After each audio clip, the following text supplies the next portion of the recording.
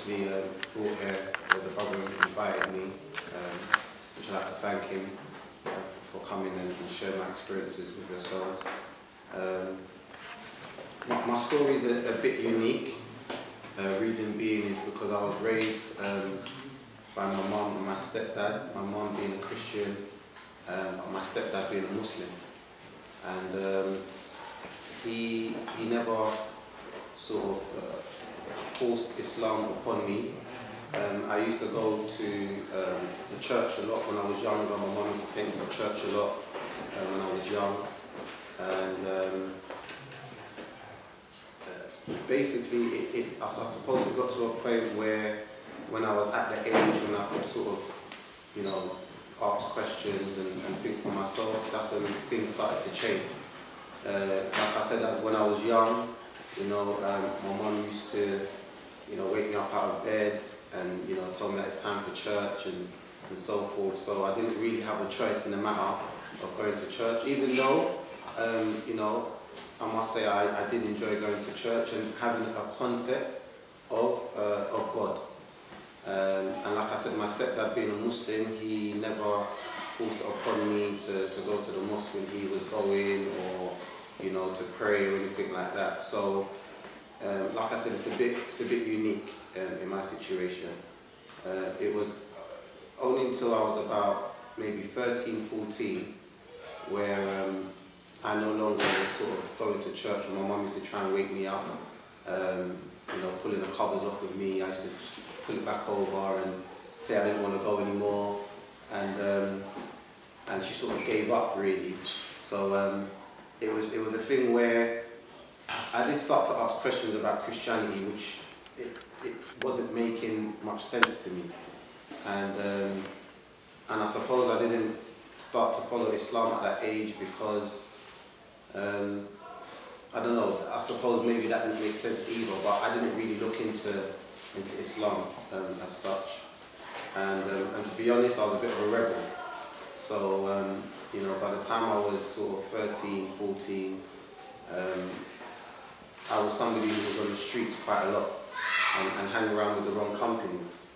I must say I've always had the concept of what we call Tawheed, which is to believe in one God. This is something that I've always had and believed in. Just which God, or, you know, how to worship this God, this is something that I didn't know. All I knew is that, like I said, Christianity wasn't really making sense in terms of who is God. Is it a man? You ask some Christians who is God, who is Jesus. Some will say Jesus is God. Some will say he's not, he's the Son of God. So because of this, I was a bit confused with this. And I just thought, you know what, I'm not going to have any religion. I'm not going to label myself with religion. I'm just going to believe in one God. And I went like that for about, from about, like I said, 14 up until about maybe 21, 22. And basically, like I said, being on the streets and, you know, turning to crime and all of these things, obviously it wasn't benefiting me.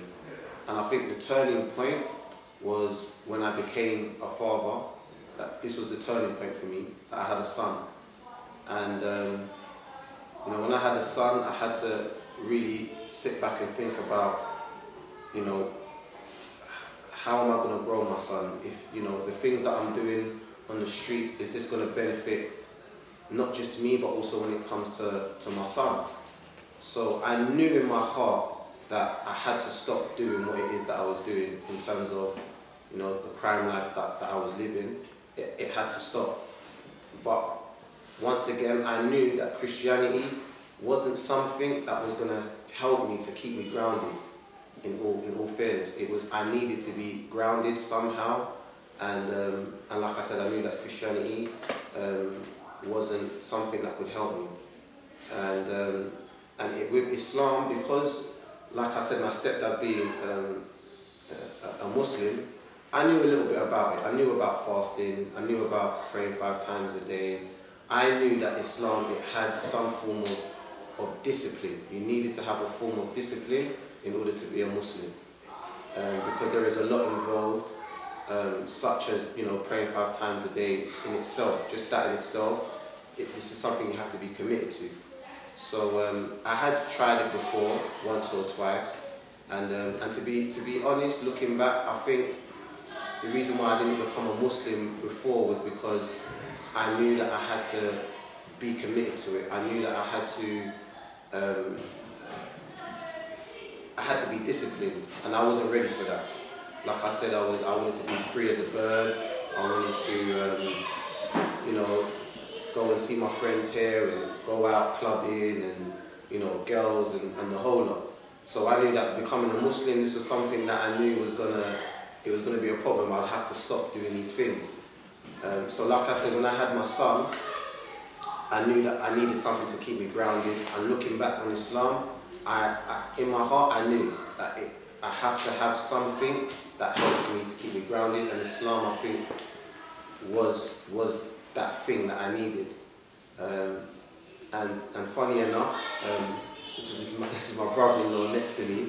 He, you know, obviously he became Muslim, and you know, he used to talk to me a lot about it, and obviously I used to speak to him a lot about you know, the fact that I need to sort of, you know, let go of that lifestyle that I was living. And you know, he used to speak to me a lot about Islam, more than I ever knew. You know, with my stepdad being a Muslim, I actually found out more when I had my son with my brother than from my own stepdad. And he gave me a CD to listen to, which was you know, describing about the hereafter, and which is something, once again, I believed in, but I didn't have any knowledge on it. So understanding about the hereafter, knowing about heaven and knowing about hell, which is commonly people who believe in God or have a religion, this is something they believe in. So, you know, when he gave me this CD, which I listened to, it goes into, you know, a lot of detail about that journey of death, really. It does talk about this life slightly, but in general the CD was about the hereafter and how, you know, the hellfire will be and how paradise is and so forth. So when I heard that CD, like, you know, I think there was like 20 odd CDs, but all I needed to listen to was like the first 2 CDs, and straight away I was ready to accept Islam, because it was almost as if I had Islam within me, but I just didn't want to hear the calling. I didn't want to sort of accept it, because like I said, I've always believed in heaven and hell. I've always believed in one God, and you know, we all know that our final destination, we all know that, or all those who believe in God and have a religion, we know that this is just the beginning. Being here is just the beginning. We know that when we die, this is when the true journey begins. And hearing these CDs, as much as it's scary hearing about the hellfire, it's so satisfying hearing about paradise, hearing about heaven, because, you know, it's something that you can sort of hold on to know that I don't want to go to this place. Without a shadow of doubt, I don't want to go to hell. And by all means, I definitely want to go to this place, which, you know, the descriptions it's mind-blowing. You know, for both sides, it's mind-blowing. But to know that this goodness that, you know, that we all try to attain as Muslims, this is the place where I want to go. So, you know, once, like I said, I've heard this CD, it's helped me to, it's helped me to understand a bit more about the purpose of life. And like I said, hearing that, I took what we call my shahada, and I became Muslim. And you know, it's something that I don't regret. I never will regret it, because from that moment onwards, it took time, but eventually I became grounded. I became more disciplined. Like I said, it took me away from that path of crime and, you know, being on the streets. It made me become a better son. It made me become a better brother, sibling, and it's helped me become a better father, as well as a person. So, I mean, there's a lot more that I could speak about, but I know time's not on our side. But in brief, that is the journey that I've taken, and and the journey's still going on. And from my understanding, the journey doesn't stop until, obviously, I die, really. So yeah, that's my story.